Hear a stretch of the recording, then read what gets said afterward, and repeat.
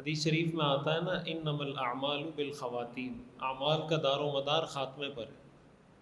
ساری زندگی انسان نیکی کے کام کرتا رہے کرتا رہے کرتا رہے کرتا رہے، خدا نخواستہ موت کے وقت کوئی ایک کلمہ زبان سے ایسا نکل گیا تو ساری زندگی کے اعمال ضائع ہو گئے۔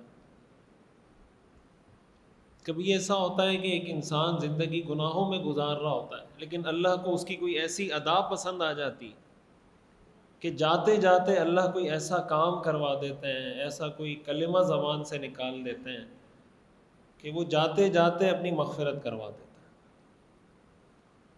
تو اصل کامیابی اس دنیا میں یہ ہے کہ انسان ایمان کی حالت میں دنیا سے چلا جائے۔ اس کے لیے بہت فکر مند ہونا چاہیے، بہت زیادہ۔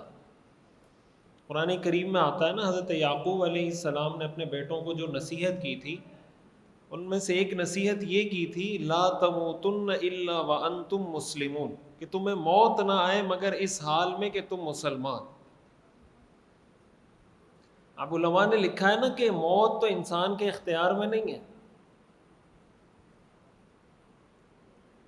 یہ کسی انسان کے اختیار میں نہیں ہے کہ موت اس کو کس حالت میں آئے، یہ تو اللہ کو پتہ ہے کب آتی ہے، کس حالت میں آتی ہے۔ تو آخر اس نصیحت کا اور اس وصیت کا مطلب کیا ہے؟ حضرت یعقوب علیہ السلام نے جو وصیت کی تھی اپنے بیٹوں کو، تو علماء نے لکھا ہے اس کا مطلب یہ ہے کہ ایک انسان جب کوشش کرتا ہے اور اپنی زندگی کو شریعت کے مطابق کرنے کی کوشش کرتا ہے تو اس کی برکت سے اللہ تعالیٰ اس کی موت بھی ایمان پر کر دیتا ہے۔ ایک سبب ہے اس کا، ایک ذریعہ ہے، اس ذریعے کو اختیار کر لیں تو اللہ تعالیٰ حسن خاتمہ نصیب فرما دیں گے۔ انسان کو دنیا میں اپنے کبھی بھی کسی بھی کام پر گھمنڈ، غرور یا تکبر نہیں ہونا چاہیے، کسی بھی نیکی پر، کسی بھی اچھائی پر، کسی بھی خوبی پر، کسی بھی کوالٹی پر غرور نہیں ہونا چاہیے۔ ایک نیک آدمی میں، یا آپ یہ کہہ لیں کہ ایک مسلمان میں اور ایک کافر میں جو فرق ہے نا، وہ اس بات کا ہے کہ مسلمان کو جب کامیابی ملتی ہے وہ اس کا سارا کریڈٹ اللہ کو دیتا ہے، اور ایک کافر کو جب کامیابی ملتی ہے وہ اس کا سارا کریڈٹ اپنے آپ کو دیتا ہے کہ میں نے محنت کی ہے۔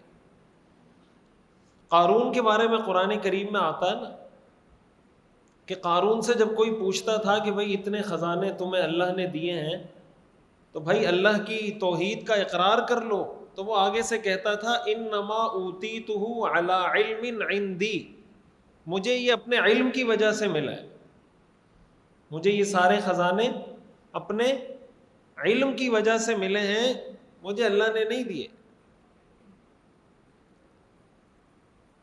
فتح مکہ کے موقع پر رسول اللہ صلی اللہ علیہ وسلم جب مکہ مکرمہ میں آئے فاتح بن کر 20 رمضان المبارک کو، تو آپ کو پتہ ہے کہ فتح مکہ 8 ہجری کو ہوا ہے، یعنی ہجرت کے 8ویں سال مکہ فتح ہوا ہے۔ تو ہجرت کے 8ویں سال سے پہلے حضور صلی اللہ علیہ وسلم نے کتنی محنت کی تھی؟ 8 سال ہجرت کے ہو گئے اور 13 سال مکہ مکرمہ کے ہو گئے۔ یہ پورا عرصہ آپ محنت کرتے رہے، کوشش کرتے رہے، دعوت دیتے رہے، جہاد کرتے رہے۔ 8ویں ہجری کے اندر اللہ تعالیٰ نے مکہ کو فتح کروایا۔ تو آپ صلی اللہ علیہ وسلم جب مکہ میں داخل ہوئے تو روایات میں آتا ہے کہ آپ جب مکہ میں داخل ہو رہے تھے آپ کا سر مبارک بالکل تواضع سے جھکا ہوا تھا، اور آپ کی جو توڑی تھی وہ اس سواری کے اوپر جو کجاوا رکھا جاتا ہے جس پر انسان بیٹھتا ہے، آپ کی توڑی اس سے جا کے لگ رہی تھی تواضع کی وجہ سے۔ یعنی آپ مکہ فتح کر کے ایسے اکڑ والے مزاج میں، اس طرح انداز میں داخل نہیں ہوئے کہ آج تو ہم نے شکست دے دی اپنے دشمن کو۔ اور آپ کی زبان پہ جو الفاظ تھے، میں اصل میں وہ الفاظ بتانا چاہتا ہوں۔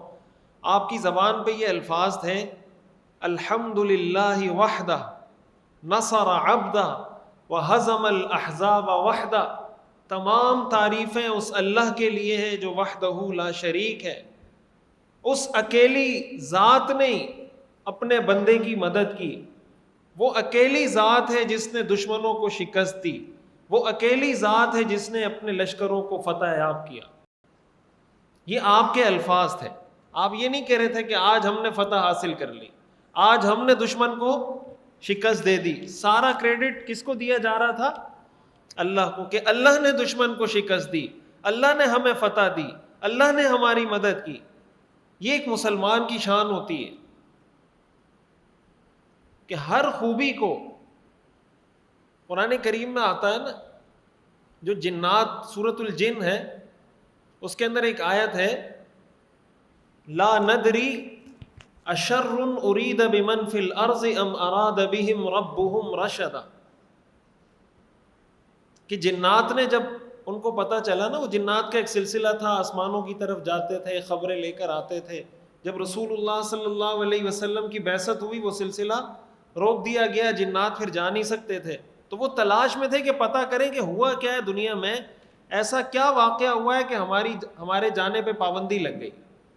تو تلاش کرتے کرتے کرتے انہوں نے رسول اللہ صلی اللہ علیہ وسلم کو پا لیا. جب انہوں نے تلاوت سنی تو انہوں نے کہا اصل یہ وجہ ہے, ان کی وجہ سے ہمارا اوپر جانا بند ہو گیا ہے. تو انہوں نے جب قرآن سنا تو انہوں نے ایک جملہ کہا, لا ندری اشر ارید بمن فی الارض ام اراد بہم ربہم رشدا. کہ ہم یہ بات نہیں جانتے کہ زمین والوں کے ساتھ شر کا ارادہ کیا گیا ہے یا ان کے رب نے ان کے ساتھ خیر کا ارادہ کیا. میں آپ کو یہ جملہ بتانا چاہتا ہوں, یہ ایکسپریشن, یہ تعبیر, یہ جملہ. جنات نے کیا جملہ کہا؟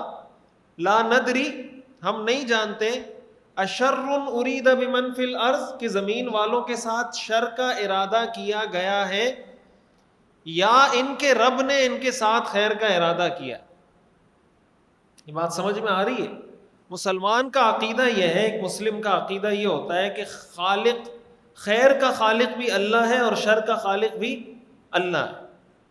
لیکن جنات نے شر کی نسبت اللہ کی طرف نہیں کی. جب شر کی بات آئی تو انہوں نے یہ, جس کو ہم کہتے ہیں نا پیسو وائز, مجہول کا صیغہ استعمال کیا کہ ہمیں نہیں پتا کہ زمین والوں کے ساتھ شر کا ارادہ کیا گیا ہے, اور جب خیر کی بات آئی تو اس کو منسوب کر دیا رب کی طرف, ام اراد بہم ربہم رشدا, یا ان کے رب نے ان کے ساتھ خیر کا ارادہ کیا. اس سے کیا پتہ چلتا ہے؟ ہمارے ہاں معاملہ الٹا ہے, ہمارے ہاں معاملہ الٹا ہے. اور قرآن کریم میں اللہ تعالیٰ نے اس کا بھی ذکر کیا ہے کہ جب ان کو کوئی اچھائی پہنچتی ہے, کوئی کامیابی ملتی ہے, کوئی نعمت ملتی ہے تو کہتے ہیں یہ ہماری وجہ سے ہے, اور کوئی برائی اور کوئی تکلیف, کوئی مصیبت پہنچتی ہے تو کہتے ہیں یہ اللہ کی طرف سے. قرآن کریم میں اللہ نے اس کا ذکر کیا ہے.